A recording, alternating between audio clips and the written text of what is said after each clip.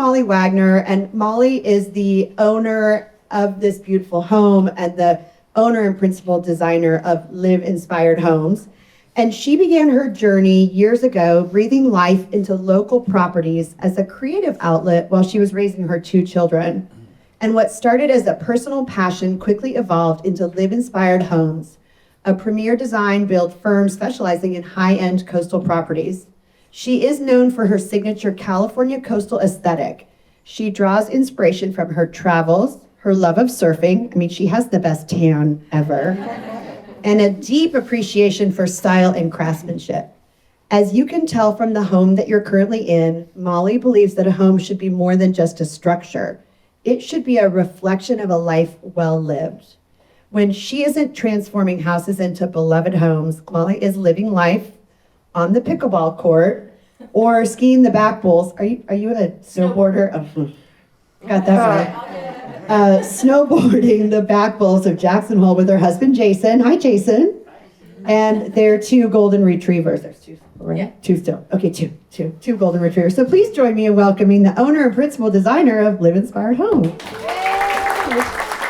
All right, I wanted to ask you a few questions today, Molly, before we get started with our panel. So maybe you could give us a little backstory about this home and what inspired you to do this project. Okay, well, first, thank you, Stephanie, and the Stephanie Younger team has been, hey, Andrew, absolutely, we play pickleball, absolutely incredible. I can't imagine a more professional firm, real estate firm than yours. Jason and I have worked with you on and off over the years, and I think, every member of your team has just really impressed us and been unbelievable. So we are in the best hands we could possibly be in.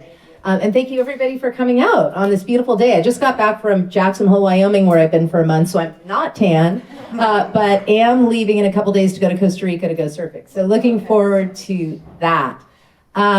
So first of all, I just want to say regarding Live Inspired Home. Live Inspired is a mantra that I came up with about over 10 years ago when I was raising little kids and I was a stay-home mom.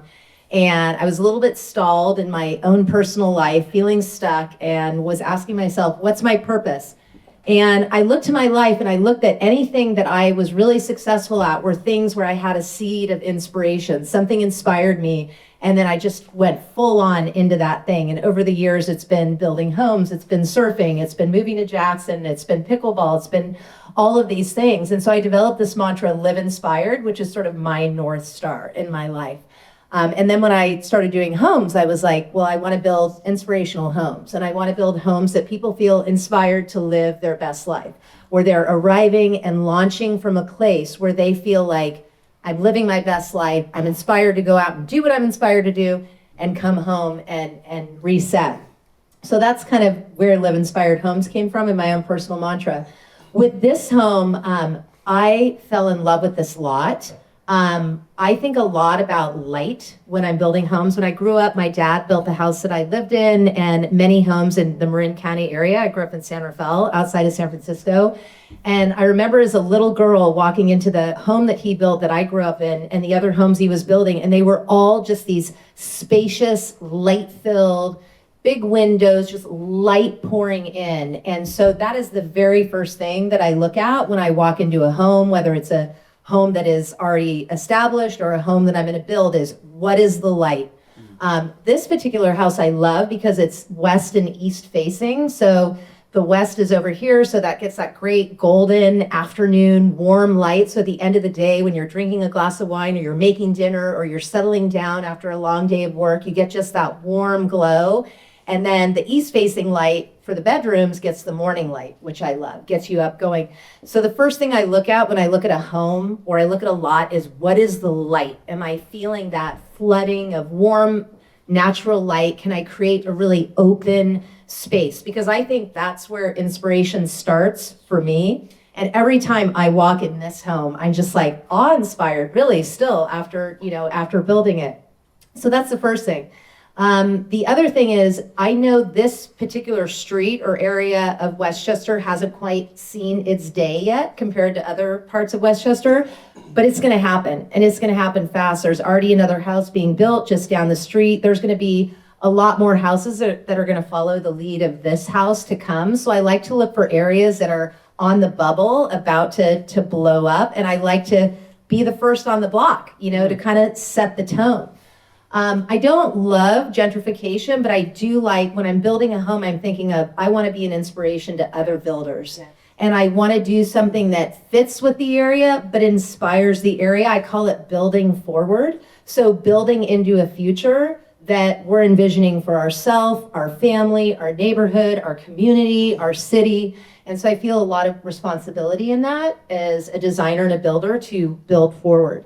So that's what this house is. This house is a build forward for this street, this neighborhood, this area of Westchester in general. I also was really inspired about the possibility of building a compound on this lot. The opportunity to walk in the door, and honestly, once you close the door, you don't even know or care where you are because you are in a world unto itself. And I feel like that's what this house is. I feel like this ADU can literally be anything. I was talking to Renee. It could be a wellness center, a wellness retreat. We could put a conference table in there. It could be a boardroom. There are so many things. You could have a life coaching business, be a therapist, have your real estate office. So maybe we shouldn't market as an ADU. Maybe we market it as a wing to the existing house. In other words, it can be whatever your client is inspired for it to be. But as agents, let's talk to people about all the possibilities and really talk to them about what's their lifestyle, what's their family's lifestyle now, but also in the future. So I saw that with this house, the opportunity to really create a compound. Well, that was beautiful and so well said. Thank you. And probably encapsulates a lot of my questions. For the real estate professionals in the room, Molly, maybe you could give a tip on when you're designing a home, what are the features, that one or two features that you feel like give the biggest return on investment? Okay, great question. First of all, I always say if you build a house, build a kitchen, because people always congregate in the kitchen. It doesn't matter how fabulous the other spaces are, so build a fabulous kitchen. I don't cook, but I am inspired by incredible kitchens. I'm inspired to design incredible kitchens. My husband is a great cook. Shout out to Jason. So I always look kind of to the kitchen as the heart of the home. Great. Also, open, airy, as I said, light-filled spaces. I think you cannot underestimate the value of a mudroom in terms of launching and landing. Think of it as launching and landing. What are all the activities that my family or myself, our kids, engage in? How big does that space need to be? How does it need to be outfitted? How can it feel so that when we come home, we have a place for all of our stuff to land, and we have a place when we leave for all of our things to launch? And then lastly, I'll say, the master suite and the master bathroom in particular, I think is a really important area. As you'll see here, I did a wet room where I put the tub and the shower and having the dual shower heads.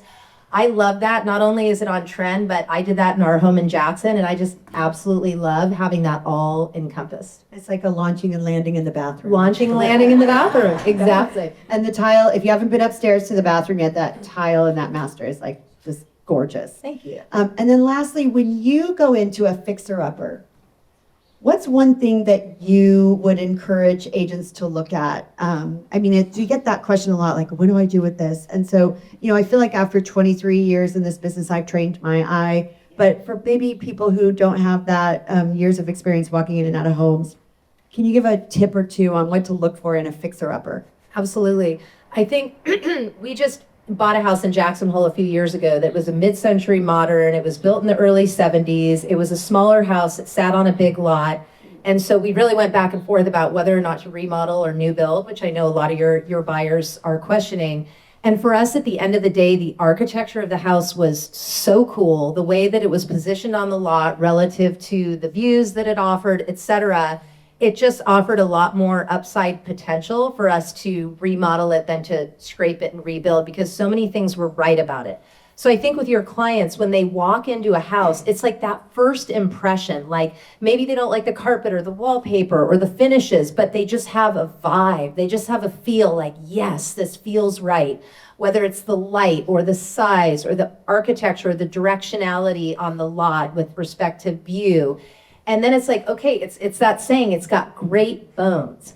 And then you need to ask yourself, again, what's my lifestyle here and in the future? And if I remodel this, is it going to accommodate that? And I just want to make a note on that about this build forward concept, because, you know, yes, it's very important to live in the present, but it's also important to imagine the future. And I always say homes are in our life for a season, a reason, or a lifetime. Maybe it's a season of raising kids and then you're going to move on. It's a reason you lost your house in the Palisades, you need some place to land, or it's for a lifetime.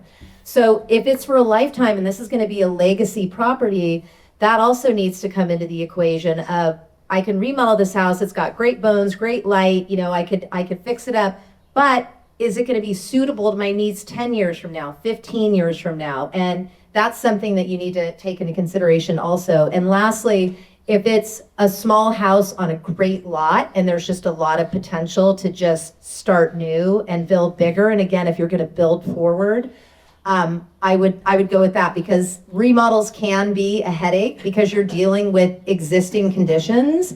And so depending on how extensive you're going to go, it might frankly be easier to scrape and build new. Well, thank I you hope that for was that. helpful. That was so great. I feel like I'm just rambling up here. I'm sure, like me, it's not lost on any of us why your motto is live inspired. Your energy, your enthusiasm, your vision is just magical. So thank you very much for being here. Thank you for building this amazing house.